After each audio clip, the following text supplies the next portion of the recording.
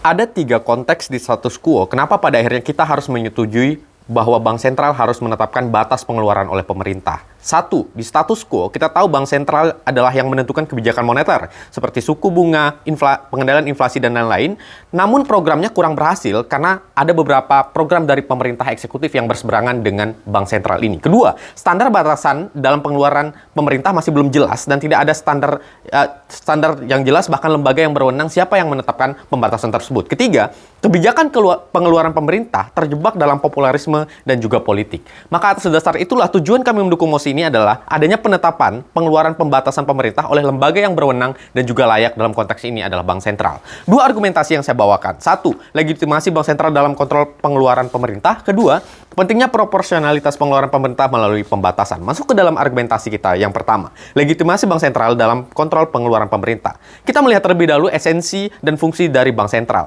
Ada 3 fungsi utama. 1. Kebijakan moneter seperti penetapan suku bunga dan pengendalian inflasi misalnya. Kedua, kajian ekonomi secara komprehensif. Ketiga, ia adalah lembaga negara yang bertanggung jawab atas kontrol perekonomian di suatu negara. Namun apa yang terjadi di status quo? Yang pertama adalah kurangnya harmonisasi kebijakan. Namun kenapa harmonisasi kebijakan ini penting untuk bank sentral dan juga kebaikan di suatu negara? Dalam konteks misalnya pengendalian inflasi yang terjadi di suatu negara, ketika misalnya bank sentral berusaha untuk mengendalikan inflasi dengan menaikkan suku bunga, tetapi pemerintah bahkan mengeluarkan uang yang jauh lebih besar sehingga inflasi tetap tidak terkendali, maka pada akhirnya kebijakan pengendalian inflasi ini tidak berhasil karena pemerintah pada akhirnya berseberangan kebijakannya dengan bank sentral misalnya. Hal ini buruk karena pada akhirnya pengendalian perekonomian di suatu negara terbatas ataupun tidak terlaksana dengan maksimal karena kebijakan yang berbeda antara bank sentral dan juga pemerintah pada akhirnya. Untuk itulah penting kita melakukan harmonisasi kebijakan ini dengan bank sentral sebagai pemberi dari batas pengeluaran oleh pemerintah. Tapi kenapa pada akhirnya boleh? Karena kami percaya, 1, bank sentral ini sudah sesuai dengan tugas dan tanggung jawab mereka sebagai pengendalian perekonomian di suatu negara. Kedua, yaitu di mana harmonisasi kebijakan ini memang penting agar pembangunan perekonomian di suatu negara memang dapat berjalan dengan maksimal, terutama dalam misalnya pengendalian nilai mata uang, inflasi, resesi, dan lain sebagainya. Ketiga, di mana kita tahu bahwa bank sentral strategis dan bertanggung jawab atas nilai mata tukar uang seperti rupiah dan US dollar misalnya yang bertanggung jawab atas ekspor dan impor. Maka dari itulah legitimasi dari bank sentral dan atas kontrol pengeluaran oleh pemerintah ini sangat penting.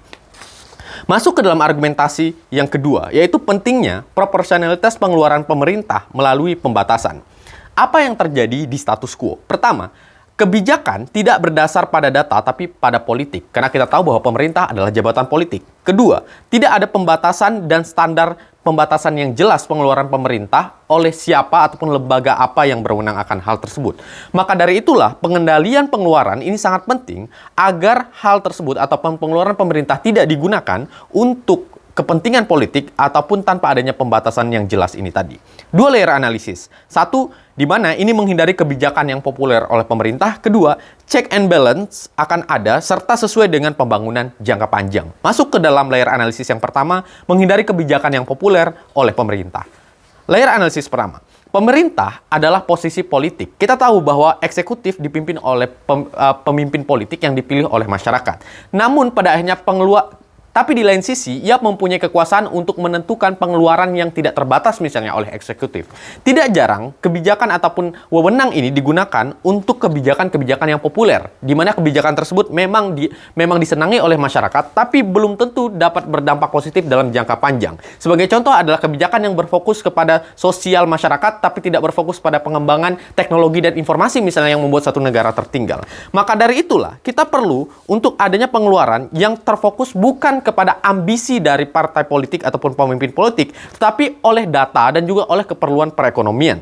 Maka dari itulah dengan adanya nanti bank sentral ini yang mengontrol dari pengeluaran pemerintah, manifestasi seperti apa yang terjadi? 1, setidaknya kita tahu terlebih dahulu bahwa kebijakan oleh eksekutif ataupun pemerintah memerlukan uang. Setidaknya di sisi kita yang terjadi adalah pendanaan kebijakan menjadi terbatas. Tidak lagi ada ambisi politik dari seorang pemimpin misalnya untuk memberikan banyak uang kepada misalnya infrastruktur, setidaknya di sisi kami ada kontrol oleh bank sentral di mana harus ada alokasi yang proporsi untuk teknologi, untuk sosial, dan juga untuk infrastruktur misalnya yang jauh lebih jelas dan juga berdasarkan data. Dalam konteks ini pada akhirnya kebijakan pemerintah bukan lagi berdasarkan ambisi dari pemimpin, tapi berdasarkan data yang diambil oleh kajian bank sentral itu sendiri. Dan pada akhirnya kebijakan populer ini bisa dicegah dengan pengeluaran pemerintah yang diberikan pembatasan. Tapi masuk ke dalam layar analisis terakhir, yaitu bagaimana check and balance akan terjadi, serta ini sesuai dengan pembangunan jangka panjang. Kami percaya bahwasanya di status quo, check and balance dalam pengeluaran pemerintah ataupun eksekutif ini tidak ataupun kurang terjadi. Kita melihat dalam konteks contoh di Indonesia misalnya, dalam penetapan APBN, kontrol yang terjadi oleh DPR hanya terjadi di awal, tanpa ada kajian yang jelas ataupun kajian oleh lembaga yang bersifat lebih kompeten seperti Bank Sentral misalnya yang memang sangat berfokus kepada perekonomian. Maka dari itulah, check and balance yang akan hadir di sisi kami adalah, setidaknya di sisi kami, pembatasan yang dilakukan oleh Bank Sentral ini akan tetap ada dalam mengontrol pengeluaran pemerintah. Yang kedua adalah, setidaknya pembatasan yang ada ini bukanlah pembatasan yang tiba-tiba muncul, tetapi melalui kajian perekonomian yang komprehensif dan sesuai dengan bagaimana pada akhirnya kebijakan yang akan diambil oleh Bank Sentral.